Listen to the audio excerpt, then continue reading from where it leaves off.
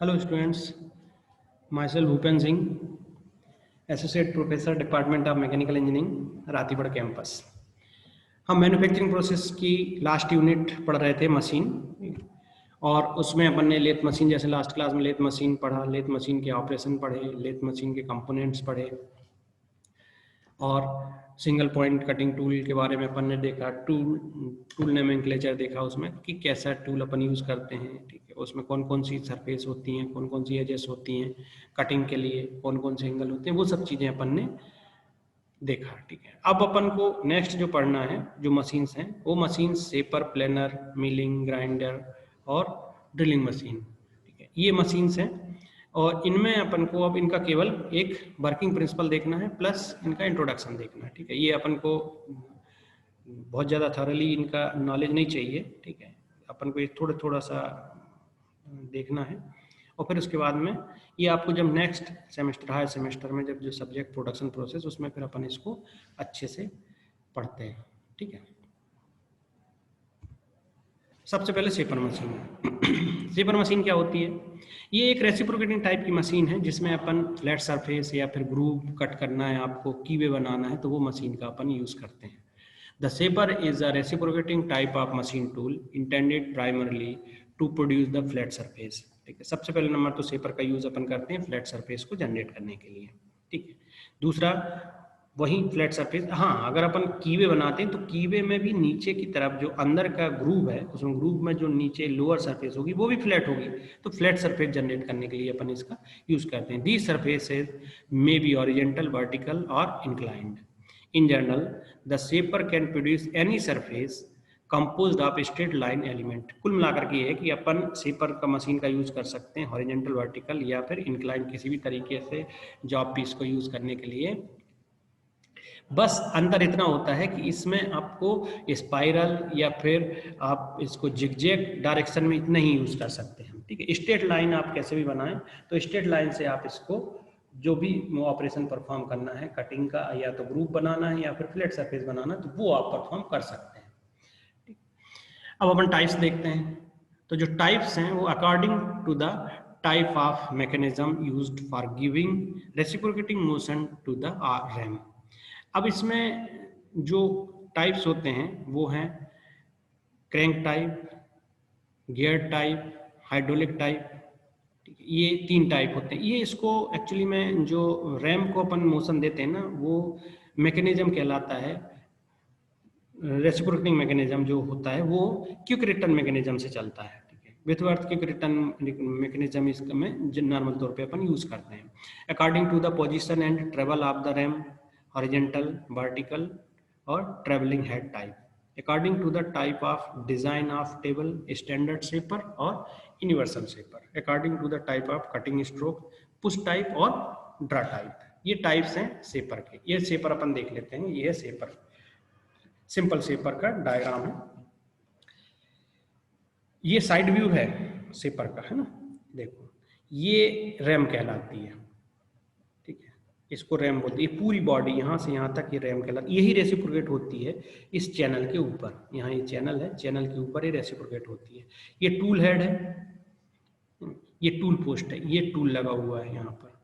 ये टेबल है, टेबल के ऊपर यहाँ अपन जॉब पीस को फिक्स करते हैं, और फिर इसके बाद में यहाँ से इसको, ये मैकेनिज्म है,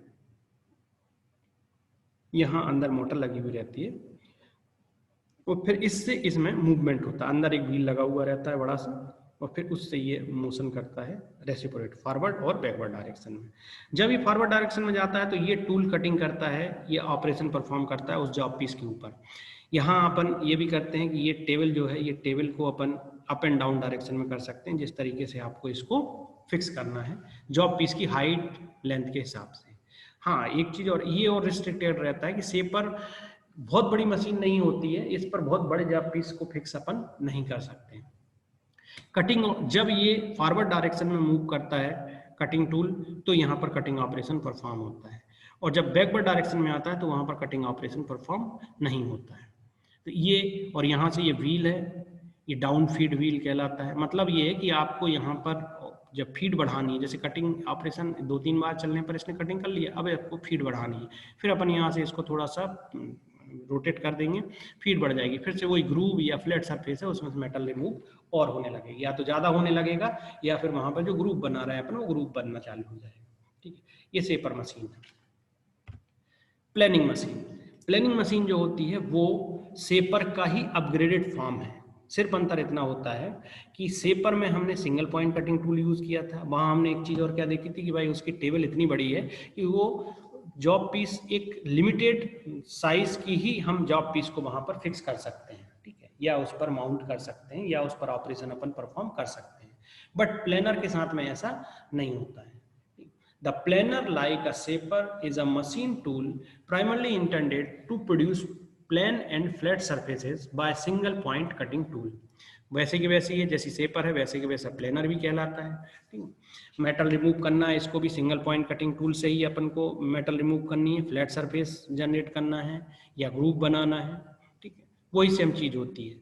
a planer is very large and massive compared to a shaper and capable of machining heavy work pieces which cannot be accommodated on the shaper table. वो जैसा अपन ने देखा था कि भाई शेपर एक लिमिटेड साइज तक के ही जॉब पीस को फिक्स कर पाता है, बाकी अगर आपको हैवी या फिर बड़ा जॉब पीस, साइज में बड़ा जॉब पीस अगर फिक्स करना है या उसके ऊपर ऑपरेशन परफॉर्म करना है तो वो अपन प्लानर से कर सकते हैं। प्लानर के ऊपर अपन ये फैसिलिटी रहती है कि उस पर अपन हैवी जॉब पीस को फिक्स कर सकते हैं, जो कि शेपर के ऊपर नहीं होता है। The fundamental difference between a shaper and a planer is that in a planer the work which is supported on the table reciprocates past the stationary cutting tool. Planar में जो चीज देखी अपन ने, पहले अपन शेपर की बात करते हैं। तो शेपर में क्या होता है, where is in a shaper the tool which is mounted upon the ram reciprocates and feed is given by the crosswise movement of the table. क्या होता है शेपर में, शेपर में हमने देखा कि रैम के ऊपर जो हमने जॉब पीस को फिक्स किया, टूल को फिक्स किया है, वो रेसिप्रोकेट करता है फॉरवर्ड एंड बैकवर्ड डायरेक्शन में। जब फॉरवर्ड डायरेक्शन में जाता है तो कटिंग करता है, उसके बाद आप टेबल को थोड़ा सा ऊपर कर दीजिए, ठीक, फीडिंग होती जाएगी, ऊपर से आप व्हील को घुमा दीजिए, फीडिंग होती जाएगी। लेकिन वहां पर जो मेन चीज है वो ये है, जॉब पीस फिक्स्ड है, क्लैम्प्ड है, और रेसिप्रोकेट क्या कर रहा है, टूल कर रहा है। वेयर एज इन प्लेनर क्या होता है, जॉब पीस को हम रेसिप्रोकेट करवाते हैं टूल के बीच में, टूल फिक्स रहता है। हाँ, एडजस्टेबल होता है, हाइट ऊपर नीचे कर सकते हैं अपन उसकी, बट मूवमेंट जो है वो मूवमेंट या रेसिप्रोकेटिंग मूवमेंट जो है वो जॉब पीस में होता है, जबकि शेपर में क्या होता है, टूल में होता है। ये बेसिक डिफरेंस है प्लेनर में और शेपर में। दूसरी चीज ये है, प्लेनर मशीन जो होती है वो इन हाउस या अपन वर्कशॉप में यूज, उसकी बहुत ज्यादा यूज अपना नहीं होता है, या उसको अपन नहीं करते हैं यूज है नॉर्मल तौर पे। ये इंडस्ट्रीज में ही यूज होती है, जहाँ पर बड़ी बड़ी इंडस्ट्री होती है। और दूसरा एक चीज और होता है कि इसमें फैसिलिटी होती है कि आप more than one tool use कर सकते हैं, अलग अलग सरफेस के ऊपर आप ऑपरेशन परफॉर्म कर सकते हैं उसकी, ठीक। तो लेकिन ये चीज शेपर में नहीं होती है। अब टाइप्स ऑफ मशीन देखते हैं अपन, ठीक है। तो ये इसमें कितनी टाइप्स ऑफ मशीन है प्लेनर की। डबल हाउसिंग प्लेनर, ये सबसे ज्यादा यूज होता है, double housing planer. Edge of flat planer, divided table planer, open side planer और पिट प्लेनर। अब अपन देखते हैं कि प्लेनर कैसा होता है। ये इसका फ्रंट व्यू है, यहाँ ऑपरेटर खड़ा हुआ रहता है, ये साइड व्यू है, ये जॉब टेबल है जिसके ऊपर अपन जॉब को फिक्स करते हैं। ये अप एंड डाउन डायरेक्शन में भी जा सकती है और रेसिप्रोकेट तो होती ही है। ये आपको चार दिख रहा है, 1 2 3 4, ये टूल है। अब इसमें 4 टूल लगे हुए हैं, ठीक है।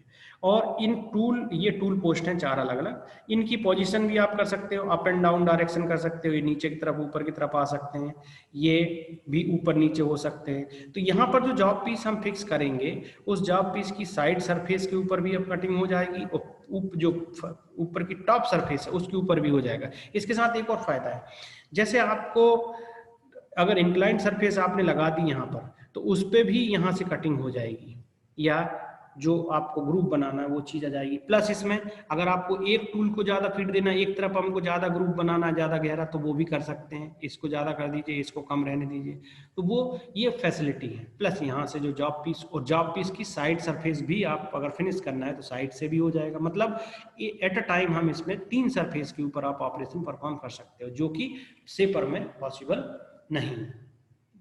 ये डायग्राम है double standard housing planning machine का।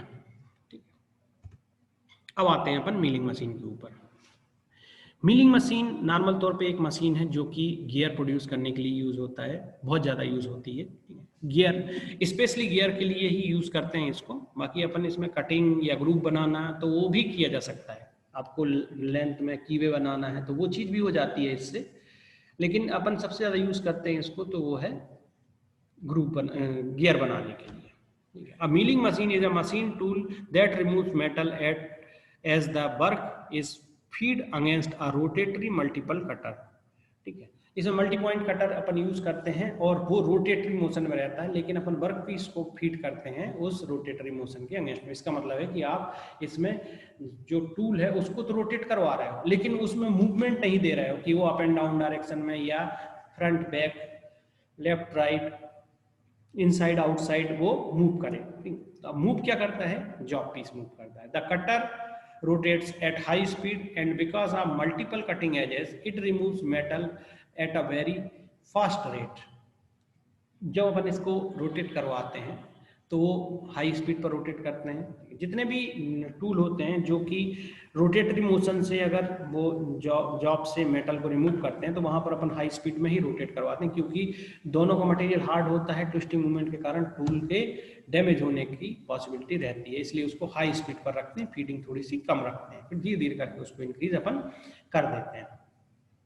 और इसमें मल्टी पॉइंट है। मल्टीपल का मतलब ये होता है कि जब टूल जॉब के कांटेक्ट में आए तो उस टाइम पर वो एक पर्टिकुलर जगह से मेटल रिमूव ना करके अलग अलग जगह से मेटल रिमूव करे साइमल्टेनियसली। फॉर एग्जांपल देखो, गियर आप लोग ने देखे हैं, ठीक है, उसमें ग्रुप बना हुआ रहता है, वी शेप का होता है, यू शेप का होता है, ठीक है। तो अगर अपन यू शेप की बात करें, ठीक है, तो ये यू इस तरीके का यू शेप है। तो जब ये मिलर लगेगा उसके ऊपर या कटर लगेगा, मल्टी पॉइंट कटर लगेगा तो फ्लैट सरफेस के ऊपर, तो वो इसकी इस सरफेस से भी मेटल रिमूव करेगा और ये साइड जो दो साइड है इनसे भी वो मेटल रिमूव करेगा। तो अपन को उसके ऊपर जो ग्रुप बनेगा वो यू आकार का मिल जाएगा या वी शेप का मिल जाएगा। जैसा भी कटर अपन यूज करते हैं उस हिसाब से वो कटिंग ऑपरेशन परफॉर्म करता है और वैसे मेटल रिमूव करता है और उस हिसाब से वो अपन को ग्रुप बना करके दे देता है। उसके बाद में अपन उसको शिफ्ट करते जाते हैं। जो अपना जॉब पीस होता है, एक ग्रुप बनने के बाद दूसरा बनवाते हैं, तीसरा बनवाते हैं, ठीक है। तो वो अलग अलग चीज होती है। The machine can hold 1 or more number of cutters at a time.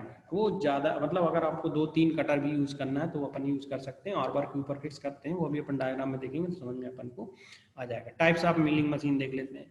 Column and knee type, इसके सब डिवीजन होते हैं। Hand milling, plain milling, universal milling, omniversal milling, vertical milling. Second number manufacturing और fixed bed type, simplex, duplex, triplex. Planer type, special type में आते हैं rotary table milling, drum milling, planetary milling, pantograph.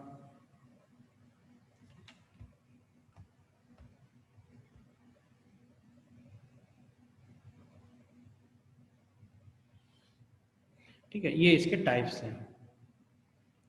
अब अपन देखते हैं milling machine.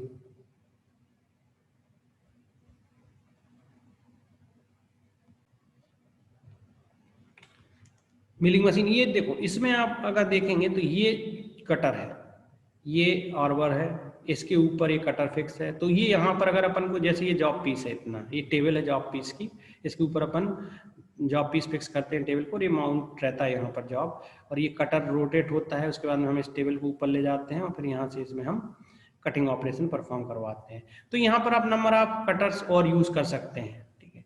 तो वो multiple cutter, ये तो इनकी जो एज है वही मल्टीपल है, ठीक है। और फिर उसके बाद में उसमें अलग अलग अपन यहाँ पर यूज कर सकते हैं। जैसे एक ही सरफेस के ऊपर अगर आपको 3 अलग अलग ग्रुप बनाना या फिर कटिंग ऑपरेशन परफॉर्म करना है तो वो अपन इसके ऊपर परफॉर्म कर सकते हैं, ठीक है। मूवमेंट आप करना है तो ये अप एंड डाउन डायरेक्शन में टेबल मूव हो जाती है और फिर उस हिसाब से अपन इसमें इसको कटिंग कर देते हैं। ये यहाँ पर मल्टी कौन पुली मिलती है अपन को, ठीक है। तो ये जो अपन ने वहाँ देखा था लेथ मशीन में कि भाई अलग अलग स्पीड अपन को चाहिए है, तो उस हिसाब से आपको यहाँ पर कौन स्टेप कौन पुली रहती है, मल्टी स्टेप रहती हैं, तो वो आप जिस स्पीड में, जिस मटेरियल के हिसाब से डिपेंड करता है, उसमें फिर अपन इसको यूज कर लेते हैं। ठीक है, ये ड्रिलिंग मशीन है। पहले अपन ड्रिलिंग मशीन के बारे में पढ़ लेते हैं, फिर उसके बाद में अपन देखते हैं ड्रिलिंग मशीन क्या है। The drilling machine is one of the most important machine tool in the workshop. As regard its importance it is second only the lathe. Workshop के अंदर लेथ मशीन के बाद में अगर कोई मशीन आती है जिसकी इंपॉर्टेंस होती है वो होती है ड्रिलिंग मशीन, क्योंकि इसमें सबसे ये हाई स्पीड के साथ में ड्रिल करती है, एक्यूरेसी के साथ में ड्रिल होते हैं इसमें। और ड्रिल अपन को नॉर्मल तौर पे हर जॉब पीस में कहीं ना कहीं अपन को ड्रिल करना पड़ता है, चाहे वो नट बोल्ट को फिक्स करना हो या फिर वहाँ से कोई चीज़ को पास करना हो, तो वहाँ अपन को ड्रिल करने की ज़रूरत पड़ती है। और दूसरी चीज़ ये फास्ट स्पीड से, क्योंकि अपन मल्टी पॉइंट कटर यूज़ करते हैं इसमें, ड्रिल बिट जो होती है वो मल्टी पॉइंट होती है, तो वो यूज़ करते हैं, तो मेटल की रिमूविंग की जो रेट होती है वो बहुत ज़्यादा होती है। तो इम्पॉर्टेंस इसका सिर्फ लेथ के बाद में सेकेंड नंबर पर है। Although it was primarily designed to originate a hole, it can perform a number of similar operations। वो तो सीधी चीज है कि अगर आपको एक ही जॉब पीस के ऊपर एक पर्टिकुलर डायमीटर का ही होल करना है तो वो अपन एक ड्रिल बिट लगा करके उसको कर सकते हैं, या फिर आपको अलग अलग जॉब पीस पर सेम डायमीटर का होल करना है तो स्पिंडल पर एक बार अपन ने ड्रिल बिट को फिक्स किया, उसके बाद में आप जॉब पीस को चेंज करते जाइए टेबल के ऊपर जो क्लैंप है और चेंज करते जाइए, आपको वहां पर अलग अलग जॉब पीस के ऊपर ड्रिल मिलता जाएगा। In a drilling machine, holes may be drilled quickly and at a low cost। Simple सी चीज़ है कि ये मशीन बनी ही ड्रिल के लिए है, तो उस टाइम पर इसमें जैसे ही अपन ड्रिल करेंगे उसको तो वो हाई स्पीड से ड्रिल करें, क्योंकि इसकी रोटेटरी मोशन जो होता है वो उसमें जो अपन आरपीएम देते हैं वो आरपीएम हैवी रखते हैं, हाई रखते हैं, ताकि जो मटेरियल है, क्योंकि मटेरियल भी हैवी है, तो वो अगर स्लो करेंगे तो ड्रिल बिट की जो एजेस हैं वो डैमेज होने का खतरा रहता है। तो उस टाइम पर अपन क्या हाई स्पीड पर इसको रोटेट करवाते हैं तो मेटल रिमूव की रेट भी बढ़ जाती है, जिससे ड्रिल जल्दी हो जाता है। इसमें जो अपन ड्रिल जो टूल यूज करते हैं उसको अपन ड्रिल बिट बोलते हैं, ड्रिल बिट। और जो उसको फीड देते हैं अपन व्हील से, जब फीड देते हैं उसको प्रेस करवाते हैं नीचे की तरफ ताकि ड्रिल हो मशीन, क्योंकि वो स्प्रिंग, उसका स्पिंडल स्प्रिंग लोडेड होता है, तो जैसे ही आप अगर व्हील को छोड़ दोगे फीडिंग व्हील को तो वो सीधा स्पिंडल ऊपर ले जाता है सेफ्टी पॉइंट ऑफ व्यू से, तो वो चीज़ थोड़ी सी गड़बड़ हो जाती है। तो उस चीज़ के लिए अपन क्या करते हैं इसको कि प्रेस करिए, आप जितना आपको ड्रिल करना है, जहाँ तक ड्रिल करना है वहाँ तक आप प्रेस करिए उसको, उसके बाद उसको छोड़ दीजिए तो वो वापस ऊपर की तरफ स्पिंडल चला जाता है, ठीक। और आप फिर वहाँ से जॉब पीस को हटा सकते हो, क्योंकि अगर ड्रिल रोटेट होगा या फिर ड्रिल जॉब पीस के कॉन्टैक्ट में होगा तो हम जॉब को आसानी से रिमूव नहीं कर सकते हैं, तो सेफ्टी पॉइंट ऑफ व्यू से इसको ऊपर चला जाता है। और जब अपन प्रेस करते हैं तो उस प्रेस को अपन ड्रिल प्रेस बोलते हैं। टाइप्स ऑफ ड्रिलिंग मशीन देख लेते हैं, पोर्टेबल टाइप, सेंसिटिव टाइप, इसमें दो टाइप की होती है, बेंच फ्लोर, अपराइट टाइप दो टाइप की होती है, राउंड कॉलम और बॉक्स कॉलम, रेडियल टाइप इसमें तीन टाइप होती हैं, plain, semi universal, the full type, vertical horizontal, multiple spindle type, gang type और ऑटोमेटिक टाइप। अब अपन ड्रिल मशीन देख लेते हैं। ये ड्रिल मशीन है, इसमें अगर अपन देखेंगे तो ये कॉलम है, ठीक है, इस कॉलम के ऊपर ये दोनों चीज़ें फिक्स है, ये टेबल फिक्स है यहाँ से, ठीक है, और ये मशीन हेड फिक्स है। अब ये इसको एडजस्ट अपन कर सकते हैं ऊपर नीचे कहीं से भी, इसको अगर अपन खोल करके, जैसे जॉब पीस छोटा है तो इसको फिक्स करके टेबल को अपन ऊपर ले गए और उसके बाद में फिर यहाँ से ये स्पिंडल है, ये फीडिंग व्हील है, इसको घुमाते हैं तो यहाँ से फीड आती है, यहाँ इस टेबल के ऊपर अपन जॉब को फिक्स कर देते हैं, ठीक। और ये स्टेप कौन पुली है, वो स्टेप कौन पुली का तो वही है, अलग अलग स्टेप पर आपको अलग अलग स्पीड मिलेगी, तो उस चीज़ का अपन यूज़ कर लेते हैं। और ये यहाँ गियर बॉक्स है, इसी के अंदर एक गियर बॉक्स रहता है छोटा सा जिसमें दो गियर रहते हैं, वो आरपीएम बदलने के लिए भी होता है और इसको क्लॉकवाइज एंटी क्लॉकवाइज डायरेक्शन में रोटेट करने के लिए। वैसे तो ये एंटी क्लॉकवाइज क्लॉकवाइज डायरेक्शन अपन काय से रोटेट कर सकते हैं, अगर यहाँ पर ये भी स्विच लगा है तो उससे कर सकते हैं, लेकिन यहाँ पर एक और अटैचमेंट रहता है जिसको अगर अपन यूज़ करना है तो वो बदल जाती है, ठीक है। ये ड्राइविंग मोटर कहलाती है, यहाँ पर ये बेस है। ये ड्रिल मशीन है, वैसे तो सबने देखी है drill machine, grinder, grinding machine क्या होती है? ग्राइंडिंग मशीन का मतलब ये होता है कि ग्राइंडिंग करने का मतलब ये होता है कि जब कोई जॉब आप बना रहे हो और उसको पूरा परफॉर्म कर लिया है, पूरा बन गया है, तो उसके बाद उसको फिनिश करने के लिए अपन जो ऑपरेशन परफॉर्म करते हैं सुपर फिनिशिंग देने के लिए, that is called the grinding. तो ग्राइंडिंग में मटेरियल बहुत ज़्यादा रिमूव नहीं होता है, एक लिमिट में ही होता है। जैसे इसकी लिमिट होती है 0.25 से लेकर के 0.5 तक mm तक अपन मेटल रिमूव करते हैं। और जो सरफेस की एक्यूरेसी की बात होती है वो एक्यूरेसी 0.00025 mm की एक्यूरेसी रखते हैं उसमें डायमेंशन में, ठीक है। और इसमें जो टूल होता है वो टूल एब्रेसिव मटेरियल का बना हुआ रहता है, और वो जैसे ही फ्रिक्शन होता है तो फ्रिक्शन होने पर मेटल को रिमूव करता है। पर अपन पहले भी बोल चुके हैं कि ग्राइंडिंग की प्रोसेस में मेटल की रिमूविंग की जो रेट होती है वो 0.25 टू 0.5 mm तक होती है, इससे ज़्यादा नहीं होती है। Types of grinding, rough grinding जहाँ पर अपन मेटल ज़्यादा रिमूव करते हैं। जैसे कई बार क्या होता है कि जॉब को जब अपन बनाना स्टार्ट करते हैं तो सरफेस के ऊपर कुछ ज़्यादा रस्ट लगी रहती है, तो उसको भी हटाने के लिए अपन ग्राइंडिंग की ऑपरेशन परफॉर्म करते हैं। तो उस टाइम पर जब अपन उसको ऑपरेशन परफॉर्म करते हैं तो मेटल रिमूव होती है तो वो ज़्यादा होती है, तो उसको अपन रफ ग्राइंडिंग बोलते हैं। और प्रिसिशन ग्राइंडिंग का मतलब होता है सुपर फिनिशिंग ग्राइंडिंग, ठीक। और ये चार टाइप की होती है। एक्सटर्नल सिलेंड्रिकल सरफेस के ऊपर की तरफ ग्राइंडिंग, सिलेंड्रिकल सरफेस के इनसाइड ग्राइंडिंग उसको इंटरनल ग्राइंडिंग बोलते हैं। सरफेस ग्राइंडिंग फ्लैट सरफेस के ऊपर कर रहे हो आप। फॉर्म ग्राइंडिंग स्पेशल टाइप से अगर आप कर रहे हो तो फॉर्म ग्राइंडिंग कहलाती है। अब अपन देखते हैं ग्राइंडर्स। ये देखो, इसमें ये दिख रहा है, ये आउटर सरफेस है सिलेंड्रिकल जो आपकी, ये इनर सरफेस है सिलेंड्रिकल जो आपकी, ये फॉर्म ग्राइंडिंग हो रही है इसकी अलग अलग सरफेस पर, और ये ऊपर की सरफेस पर करेंगे तो इसको ये सरफेस ग्राइंडिंग कहलाने लगेगा। तो ये ग्राइंडर्स हैं, एब्रेसिव मटेरियल की ये व्हील बने हुए हैं। इनको अलग अलग तरीके से यूज़ करते हैं, कैसे यूज़ करते हैं वो अपन हम देखते हैं ग्राइंडिंग मशीन्स में। इसमें स्टैंडर्ड ग्राइंडर, ये आपने देखा होगा, एक छोटा सा इतना इतना ही बड़ा मशीन होती है, ये तो प्लेटफॉर्म होता है कंक्रीट का, इसके ऊपर इसको अपन फिक्स कर देते हैं। ये हाई आरपीएम पर रोटेट होते हैं। ये एब्रेसिव मटेरियल के व्हील हैं। यहाँ पर जॉब पीस रखते हैं, ये टेबल है, वर्क टेबल है, इसके ऊपर जॉब पीस रखा और फिर यहाँ से आप इसको ऑपरेशन को परफॉर्म कर सकते हैं। ये हैंड ग्राइंडर है, बहुत सारे स्टूडेंट्स ने इसको चलाया भी है। एब्रेसिव मटेरियल का लगा हुआ रहता है यहाँ पर व्हील, और उसके बाद में हाथ से अगर आपको ऐसी सरफेस जो नहीं उठ रही है या बड़ी है, मशीन बैठ के ऊपर नहीं आ सकती, तो फिर अपन हैंड ग्राइंडर का यूज़ करते हैं। और ये स्विम फ्रेम ग्राइंडर, ये बड़ी बड़ी इंडस्ट्री में यूज़ होता है जहाँ पर बड़े बड़े जॉब पीस हैं, 10-10, 20-20 फीट के, 30-30 फीट के जॉब पीस हैं। अब उनको हिलाना आसान नहीं होता है, तो फिर ये हैंगर से लटका हुआ रहता है यहाँ पर, और ये लोड होता है, हैवी लोड होता है, इससे इसके वेट से ज़्यादा वेट होता है इस लोड का, ये डेड लोड कहलाता है। तो जब आइडियल कंडीशन में होता है तो ये लोड नीचे की तरफ चला जाता है और ये व्हील ऊपर की तरफ रहता है। जब आपको यूज़ करना हो काम करने के लिए तो आप ये हैंडल पकड़ के अपन इसको नीचे की तरफ दबाएंगे तो फिर ये लोड पीछे से उठ जाएगा और यहाँ पर ऑपरेशन परफॉर्म हो जाएगा, ठीक।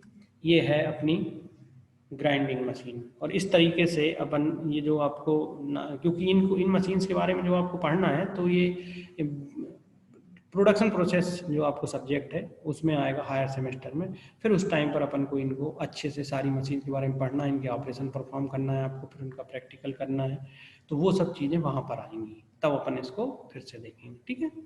चलिए, थैंक यू।